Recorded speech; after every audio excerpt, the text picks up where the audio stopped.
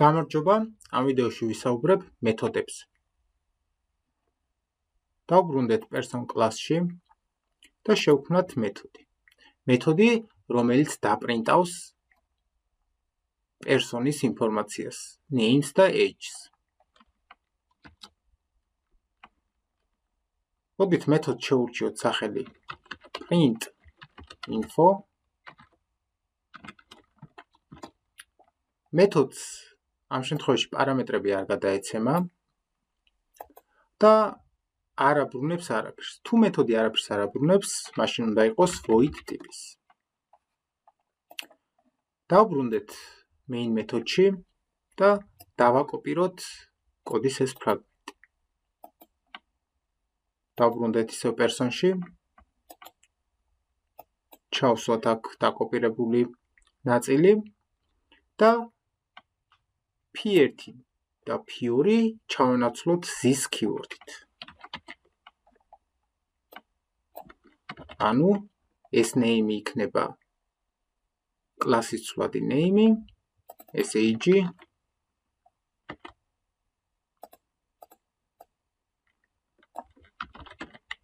იქნება კლასის ცვლადი age. თუ დაუკვირდებით, ესენი დუბლირდება. შესაბამისად, არ გვინდა ორი print line. უბრალოდ ერთი print line გამოვიყენოთ სხვადასხვა ობიექტიდან, რაც მოგცევს განსხვავებულ შედეგს. დავბრუნდეთ main-ში.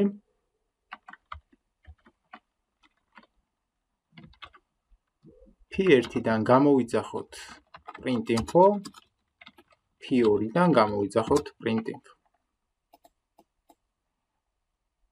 გავუშვათ კოდი და ვნახავთ, რომ იგივე შედეგს მივიღებთ.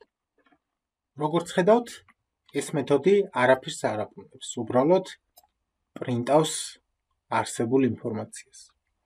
მოდით დავბრუნდეთ person კლასში და შევცვალოთ ჩვენი მეთოდი ისე, რომ დააბრუნოს რაიმე. ამისათვის void-ი ჩავანაცვლოთ string-ით.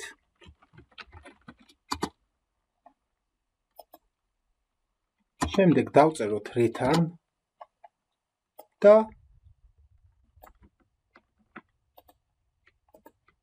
დავაბრუნოთ აი ეს string. ეს შეგვიძლია უკვე წავშალოთ. დავბრუნდეთ main მეთოდში. პირდაპირ გავუშვათ ეს კლასი. არაფერს არ დაგვიბეჭდავს, იმიტომ რომ ის უბრალოდ ეს მეთოდები უბრალოდ აბრუნებენ რაიმეს, თუმცა ჩვენ არ გვიწერია დაბეჭდვის ლოგიკა. მოდით დავბეჭდოთ ეს ინფორმაცია.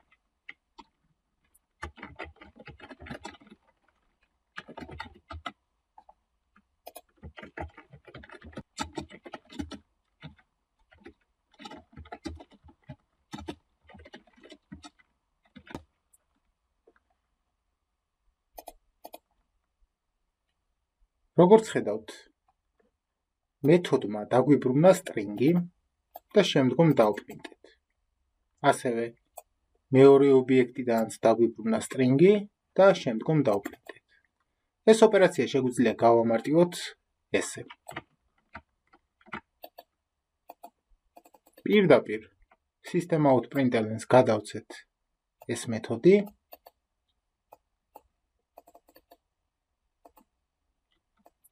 ეს ცვლადები წავშალოთ, ხელახლა გავუშვათ და ნახავთ, რომ იგივე შედეგს მივიღებთ.